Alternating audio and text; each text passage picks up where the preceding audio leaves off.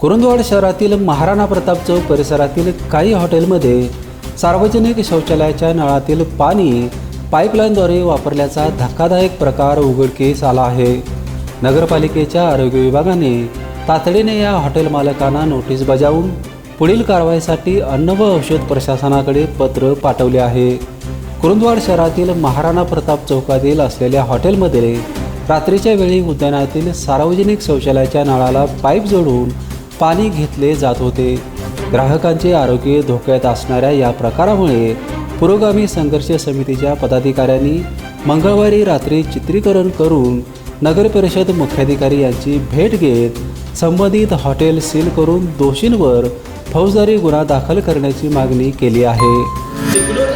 संडासातनं pipe हे केलेले आहे, पाईप लावून असं पाणी रात्रीचं 10च्या दरम्यान रोज पाणी लावून सगळ्या टाक्या भरतात आणि ते संडासचं पाणी वापरल्यानं ते भजीला घालवलं जाते, चहाला दिलं जाते, भांडी घासायला वापरलं जाते। हा कसला प्रकार? जीवाशी खेळ चालू आहे, लोकांच्या जनतेशी जीवाशी खेळ चालू केला आहे। हा कुठला प्रकार आहे? दुसरी गोष्ट म्हणजे 30-30 रुपये भजी आहे, 10 रुपये चहा आहे, सगळं पैसे देऊन खायचं आहे आणि हिने संडासातलं पाणी वापरतात। आणि तुम्हाला पाणी वापरायचं असेल तर फिल्टरचं पाणी घ्या ना, नगरपालिकेचं फुकटचं पाणी घेण्यापेक्षा याचं घ्या आणि वाचं पाणीचं पाणी प्यायचं काय? हे कुठला काय करताय धंदा? त्यांचं ताबडतोब सील करा यांची हॉटेल सगळे।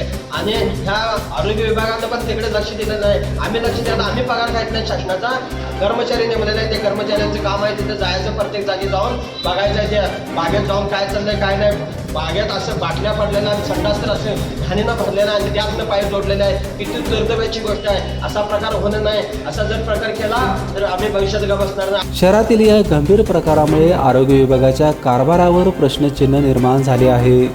आता नगर परिषद आणि अन्न व औषध प्रशासन काय कारवाई करणार याकडे लक्ष लागले आहे। बिपिनसाठी कुरुंदवाडहून उमेश माळगे।